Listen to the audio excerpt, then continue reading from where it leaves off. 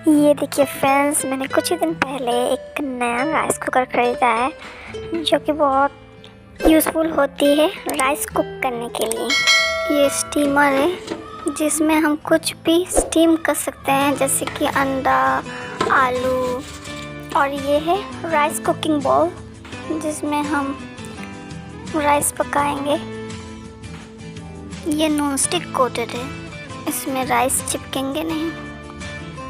और देखिए अंदर का पोर्शन, और ये एक देखिए ढक्कन में एक प्लेट जैसी लगी हुई है। ये है इसका वायर जो कि एक्स्ट्रा दिया हुआ रहता है, इसका को फिट करना पड़ता है।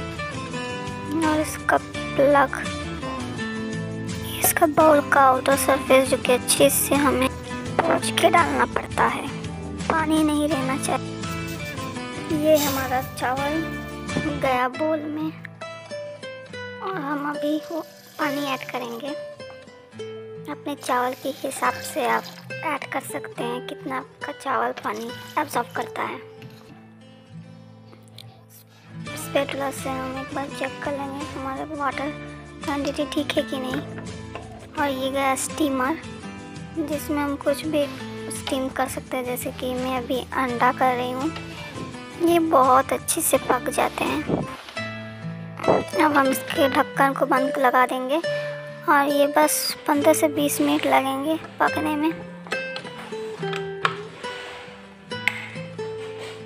ये मैं स्विच ऑन कर दिया है। अब इसका स्विच राइस कुकर को उसे हम ऑन कर देंगे। जो रेड लाइट है देखिए वो ऑन हो गया, इसका मतलब पूरा राइस कुक हो रही है। अब हमारा राइस कुक हो चुका है। देखिए कीप वार्म ऑप्शन में चला गया है जो कि ऑरेंज लाइट है। देखिए हमारे अंडे पूरी तरह से कुक हो चुके हैं। और ये एक्स्ट्रा पानी जो इसमें जाके जमता है, और मैं जैसे अच्छे से रिमूव कर देती हूँ। और देखिए हमारा राइस कितना खिला खिला हुआ बना है। देखिए वाओ, बहुत ही अच्छे से कुक हो चुका है। ये हमारा वाटर कलेक्टर जिसमें एक्स्ट्रा जो स्टार्च है वो कलेक्ट हो जाती है। ये तो था कुछ राइस कुकर के बारे में tips. Thank you friends for watching.